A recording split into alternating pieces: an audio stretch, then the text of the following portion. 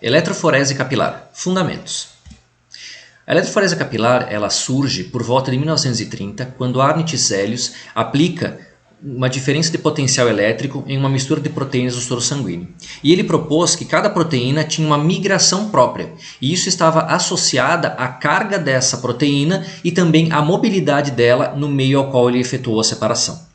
Graças a esse descobrimento, ele ganhou o Prêmio Nobel de Química em 1948. É quando surge a eletroforese. No desenvolvimento da eletroforese eram utilizadas diferentes formas, como por exemplo placas, onde era suportado um material onde ia se separar as substâncias, mas também tubos. E por volta da década de 60 e 70 foi quando a utilização desses tubos iniciaram. O que era observado é que esses tubos, especialmente os de sílica, mas também de teflon e de pirex, eles apresentavam um comportamento muito característico, que era quando se aplicava diferença de potencial elétrico nas extremidades desse tubo, preenchido com uma solução contendo um eletrólito, aparecia um fluxo inerente a esses materiais. E esse fluxo, como pode ser representado aqui nessa figura ao lado, ele era aumentado ou diminuído de acordo com o pH daquela solução inserida dentro do tubo. E assim nós observamos diferenças de velocidades desse fluxo dentro do tubo de acordo com o tipo de material ao qual esses tubos eram construídos. Como nós podemos ver, os tubos de sílica têm a maior versatilidade em velocidades muito baixas e até muito altas para esse fluxo. E por esse motivo, os tubos de sílica hoje são os utilizados para as separações mais convencionais. Observou-se também que quanto maior o calibre desses tubos, o efeito térmico associado à aplicação de um campo elétrico era muito intenso, o que ocorria então grandes convecções das soluções internamente. Por isso, optou-se pela utilização de tubos com diâmetro interno muito pequenos, na ordem de 200 micrômetros, diminuindo assim esses efeitos convectivos. Mas a eletroforese capilar ela nasce em 1981, quando Jorgenson e Lucas estudaram parâmetros quantitativos e instrumentais para essa técnica. E ela ganha renome internacional e mundial quando ela é utilizada para sequenciamento genético e a definição do genoma humano. Basicamente, o equipamento que é feito, o sequenciamento genético, ele está baseado em algumas partes muito específicas e muito simples, como por exemplo, um suprimento de voltagem, eletrodos, que são inseridos na amostra e nos eletrólitos de separação, e um detector. E o capilar que faz a conexão entre a entrada e a saída no equipamento. Dessa forma a gente consegue definir o que é a eletroforese capilar. Ela é uma técnica de separação, sim, que está baseada na migração diferenciada de espécies iônicas ou ionizáveis e ainda neutras, quando submetidas ao efeito de um campo elétrico. Nessa imagem nós podemos observar os componentes básicos do equipamento, que é frascos, no qual são colocadas as amostras e os eletrólitos para efetuar a separação, uma fonte de alta tensão, eletrodos, que normalmente são de platina, e um tubo capilar de sílica, revestido com um material polimérico que dá elasticidade. Nesse caso, quando se usa detector na região do ultravioleta invisível, é realizada uma janela no qual se retira o revestimento polimérico e deixa exposto o tubo de sílica. E um computador para se fazer a aquisição e controle do equipamento. Nós observamos aqui então um dos equipamentos da marca Agilent Technology. É o equipamento no qual diferencia dos demais, porque o resfriamento do tubo capilar para evitar esses efeitos de convecção é feito à base de ventilação. Então aqui nós temos como se fosse uma ventoinha que sopra ar dentro do cartucho. Esse cartucho é acoplado aqui dentro. E aqui nós temos a saída do capilar, a entrada. E aqui nós temos a janela de detecção. O capilar fica enrolado dentro desse cartucho. A outra marca de equipamentos bem conhecida é a marca Beckman Coulter, onde o resfriamento do tubo capilar é feito através de líquido refrigerante. Então aqui nós observamos o tubo capilar, é esse laranjado, ele está conectado por essas peças e aqui dentro é onde flui o fluxo de líquido refrigerante. Então o capilar tem controle térmico bastante considerável.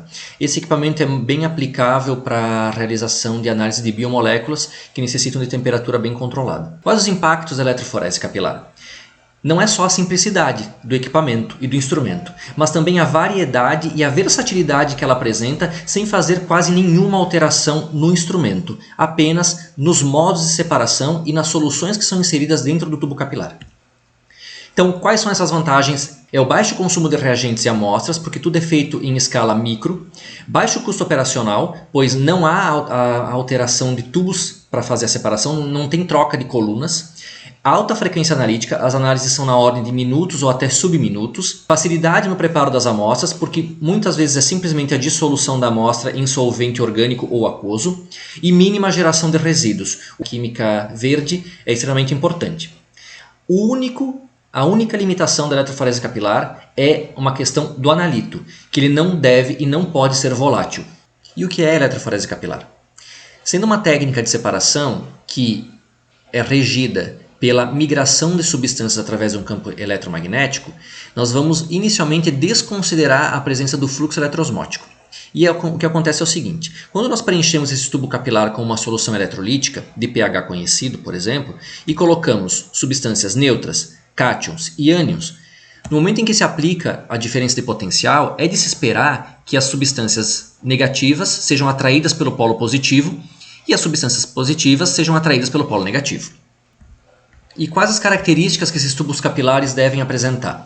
Usualmente esses tubos capilares são constituídos de sílica fundida revestidos com poliamida ou poliacrilato, que os dão maleabilidade e resistência mecânica. As dimensões desses tubos capilares internamente são de 15 a 100 micrômetros e comprimentos podem variar desde 30 centímetros, 50 até 100 centímetros. Ele deve ter boa resistência mecânica em função do revestimento polimérico, tem que ter alta resistência elétrica devido ao eletrólito contido no interior dele, que permite a aplicação de campos elétricos de 100 até 500 volts por centímetro. Ele deve ter uma boa dissipação de calor e isso evita o aquecimento e o efeito convectivo, que nós chamamos de efeito Joule. E as separações devem ter altas eficiências, na ordem de número de pratos teóricos acima de 10/5. Além de tudo, associado ao pequeno consumo de amostra, na ordem de 1 a 10 nanolitros e de soluções tampões também. Mas como é que funciona então esse fluxo dentro do tubo capilar? Da onde vem esse fluxo? Notem que na verdade em eletroforese capilar em nenhum momento foi comentada a existência de bombas que fazem com que uma solução atravesse o tubo capilar empurrando a amostra e os análises para dentro dela.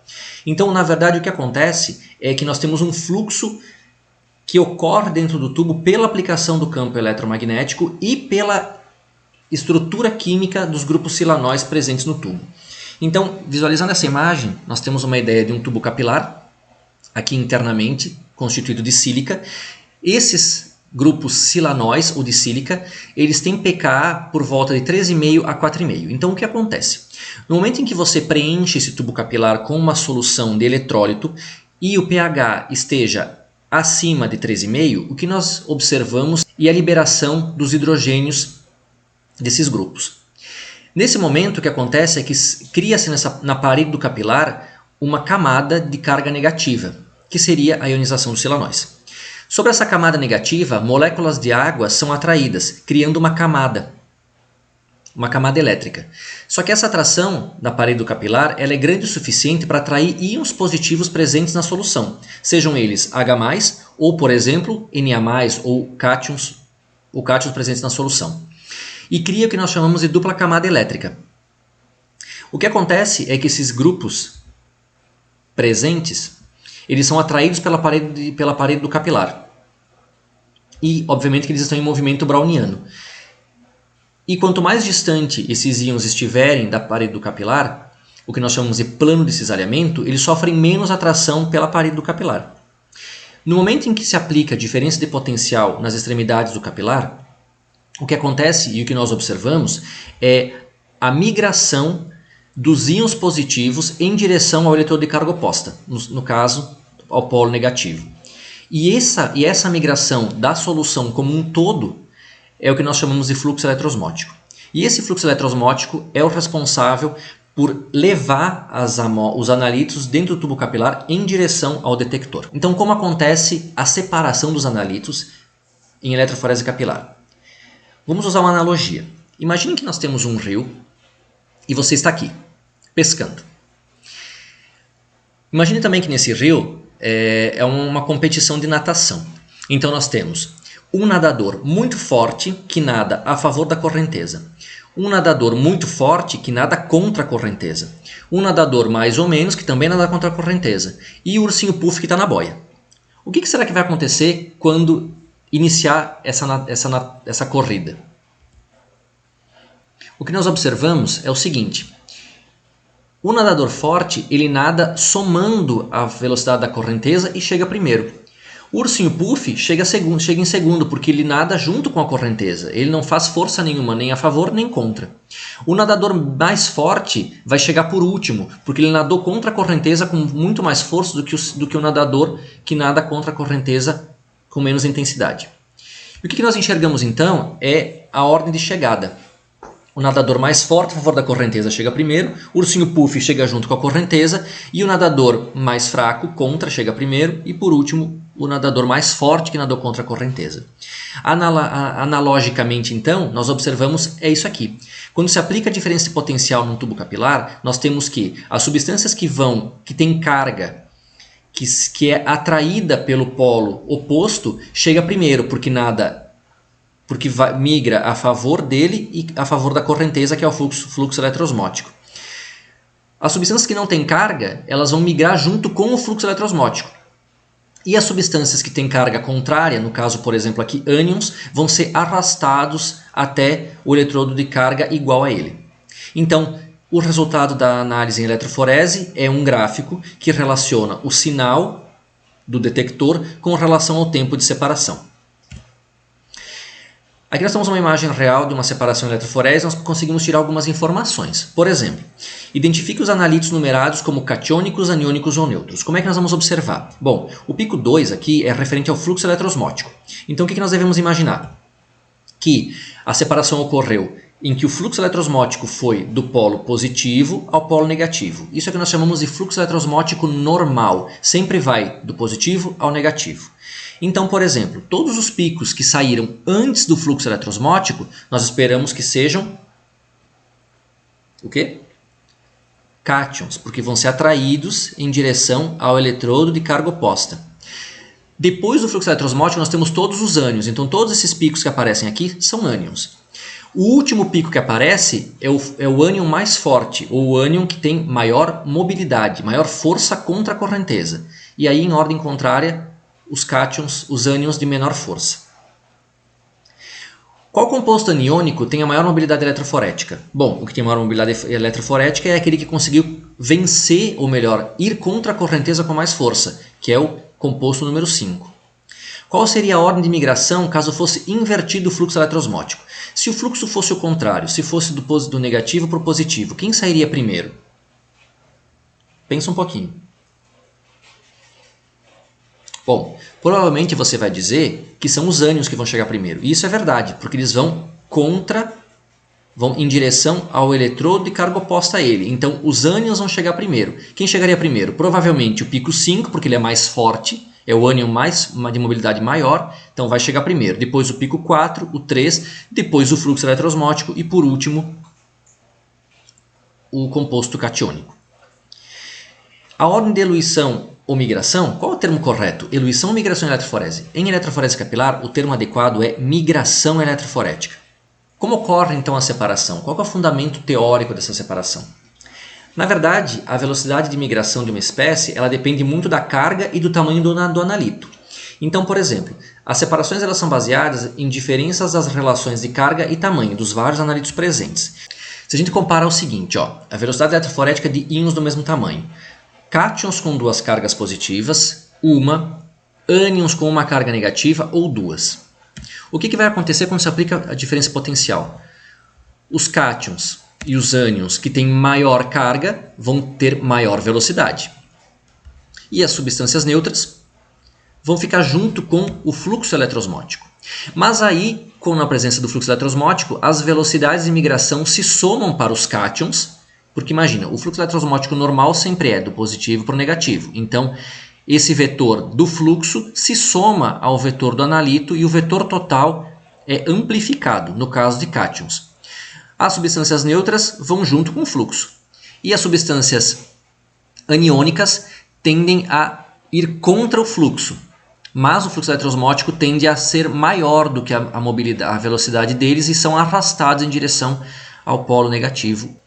Dessa forma, o que a gente tem que observar é que em eletroforese o que importa é a velocidade total de migração, ou seja, tem que somar a velocidade eletroosmótica do fluxo, que é inerente à técnica, e mais a velocidade eletroforética da substância. Bom, como é feita então a inserção da amostra dentro do equipamento? Ela é feita de duas formas possíveis, ou por pressão ou eletrocinética. Ambas têm vantagens e desvantagens, vamos ver um pouquinho de cada uma. Como é que funciona a por pressão? A por pressão nós observamos que ela não discrimina ninguém, nenhum analito quanto à sua mobilidade, então todo mundo é injetado para dentro do equipamento. É a injeção mais representativa da amostra e que tem maior reprodutibilidade. No caso da eletrocinética, não. O que acontece? É aplicado uma diferença potencial e os íons, por terem carga, são atraídos em direção ao leitor de carga oposta ou empurrados graças ao fluxo eletroosmótico.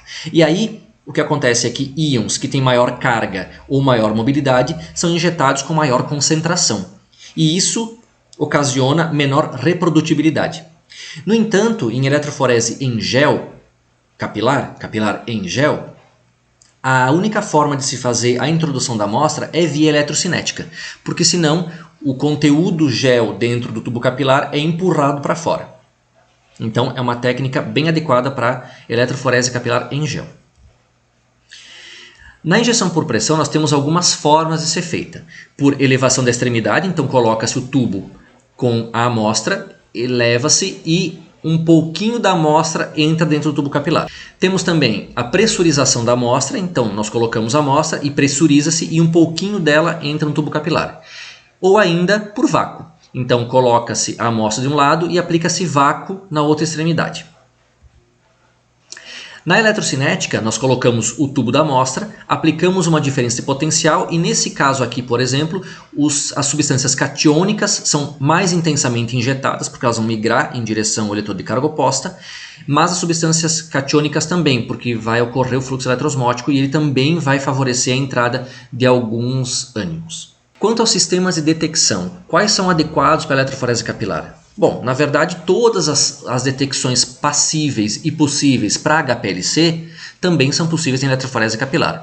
No entanto, as detecções mais comuns são as de absorbância, direta e indireta, e de fluorescência. Vamos falar especificamente agora das detecções direta e indireta, porque esse termo indireto de detecção é novo. Bom, como é que diferencia um do outro? Na detecção direta, o analito de interesse, ele absorve na região do ultravioleta visível. E os componentes da solução não devem absorver de forma alguma. Na detecção indireta é o contrário. O analito não absorve nada. Já o componente do eletrólito deve absorver. Então notem como acontece na detecção direta. Nós temos aqui um tubo capilar que é preenchido com uma solução de eletrólito que não absorve. No momento em que o analito que absorve passa pelo detector, gera-se um sinal analítico formando um pico. Nessa análise direta, o que nós devemos observar? Que mesmo o analito que estão contra o fluxo eletroosmótico, eles são arrastados até o detector. Como nesse caso aqui, por exemplo, nós temos moléculas orgânicas que têm carga negativa. No momento em que é aplicado o fluxo eletroosmótico, elas vão migrar em direção ao eletrodo de carga oposta, porque o fluxo eletroosmótico as empurra até o detector. E na análise direta, como é que funciona isso? Quando tem fluxo eletroosmótico, então nós imaginamos que o fluxo vai empurrar todo mundo em direção ao detector. Na análise indireta, como acontece a detecção? O analito, nesse caso, não absorve, e sim o eletrólito. E o que nós observamos é a formação de picos invertidos. Então, quando o analito passa pelo detector, nós temos uma linha base positiva, e quando ele passar, não absorve nada. A única diferença é que o pico agora é invertido. Você falou agora que dá para separar composto neutro, mas como assim? Quando o analito não possui carga, ele vai migrar junto com o fluxo eletroosmótico. Então, como é que a gente poderia fazer a separação, sendo que todo mundo que é neutro vai sair junto? E aí surge uma sacada, que é o uso de agentes tensoativos. Então, por exemplo, quando nós tivermos monômeros, e normalmente são polímeros, como no caso do desilsulfato de sódio, nesse caso, quando nós alcançamos uma concentração micelar crítica, que é uma concentração na qual os monômeros ionizadas em solução chegam a uma dada concentração na qual elas iniciam a formação de micelas. Nessas micelas nós temos o quê? Uma região interna, apolar e uma região externa polar. E essas micelas vão funcionar como uma pseudofase estacionária. Ai, que confusão! Como assim pseudofase estacionária? Imagine que dentro do tubo capilar agora você tem uma solução. As micelas possuem carga negativa dada ao ododecil sulfato de sódio. E quando você aplica potencial elétrico, o que se espera é que essas micelas tendam a migrar em direção ao eleitrodo de carga oposta, que é o polo positivo. Só que o fluxo eletrosmótico é normal, ele vai ir em direção ao positivo ou negativo. Então nós temos micelas vindo na direção contrária ao fluxo eletrosmótico. Quando você insere os analitos neutros dentro do tubo capilar e aplica a diferença de potencial, o que você vai observar é que o analito vai interagir com as micelas e fazer com que os analitos sejam separados em função da cubicidade com relação à fase apolar da micela. E assim eles são diferenciados em termos de velocidades. E aí o que nós observamos é o que chamamos de janela de detecção. Por exemplo, esse é o tempo, é o fluxo eletrosmótico, o tempo em que ele sai. Substâncias que interagem parcialmente com a micela vão sair nesse intermediário e no final sai a micela. Então nós temos fluxo eletrosmótico, nós temos a micela que vai contra e nesse meio tempo entre o tempo de saída do fluxo e o tempo da micela nós temos os analitos que sofreram interação com a micela. Então quanto maior for a interação com a micela, mais próximo dela eles sairão. Sobre as aplicações em eletroforese capilar. Quais nós temos? Várias. Amostras biológicas, separação de DNA, RNA e proteica, como por exemplo nós falamos agora do genoma humano, análise de combustíveis, análise forense, fármacos, alimentos, plantas e condimentos e bebidas.